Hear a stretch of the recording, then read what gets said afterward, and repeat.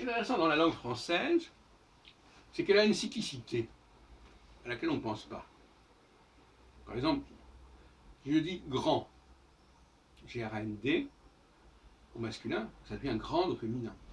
Donc il y a un son qui disparaît au masculin et qui apparaît au féminin, ou l'inverse, peu importe.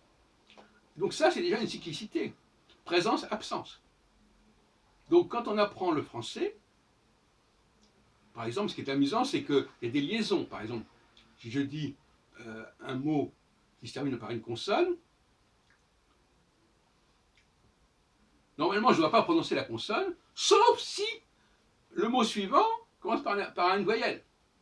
Et donc il y a toute une structure duelle, dialectique du français qui, à mon avis, n'est pas courante dans d'autres langues, à ce point-là. C'est qu'en français, on ne peut pas dire que, par exemple, telle lettre ne se prononce pas. Elle se prononce dans certains cas et pas dans d'autres cas. Quand on parle du mot forêt, quelqu'un va dire forêt, forêt, on n'entend pas le T.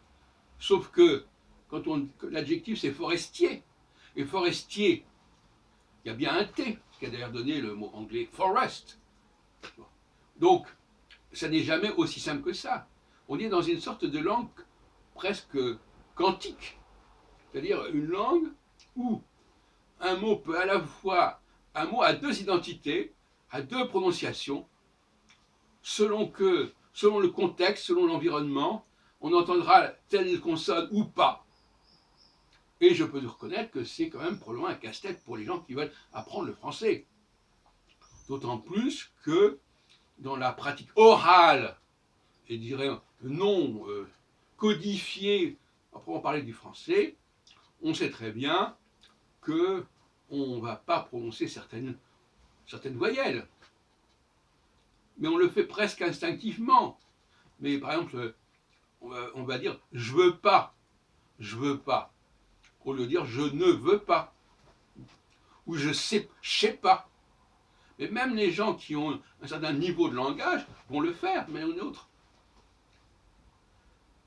Par exemple, je veux dire ça te regarde pas, ça te regarde pas. Donc je vais pas, au lieu de dire ça ne te regarde pas, je vais dire ça te regarde pas. Donc vous voyez bien qu'il y a des lettres qui disparaissent, mais qui réapparaissent, qui sont là néanmoins au niveau d'écrit, mais pas au niveau de l'oral, etc., etc. Donc c'est une langue tout à fait remarquable, le français, de ce point de vue-là. Et du point de vue de l'oralité du français, c'est un élément essentiel de la langue française, qui n'est pas celui qui a été le plus percutant, puisque le français a surtout marqué les autres langues au niveau de l'écrit, puisqu'on a des mots qui restent presque intacts dans d'autres langues, notamment en anglais, mais en revanche, au niveau de l'oralité, il y a une dynamique de la langue française qu'on ne connaît pas suffisamment bien et que je voudrais faire connaître.